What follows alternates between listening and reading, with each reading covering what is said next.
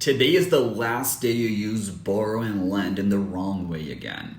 I've seen so many people saying, "Can you borrow me a pen?" when what they mean is, "Can you lend me a pen?" To borrow means to take something from someone, knowing that you will give it back. To lend means to pass something on to someone else for a short time.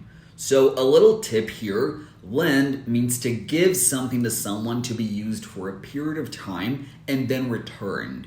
Lend starts with L. So, think that the object is leaving you.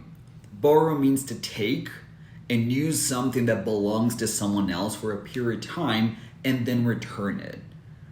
Borrow starts with B, so think that you're bringing the object to you. So we lend something to someone, but we borrow something from someone. I hope this was helpful, and let me know in the comments if there's anything you want me to bring here. I'll see you.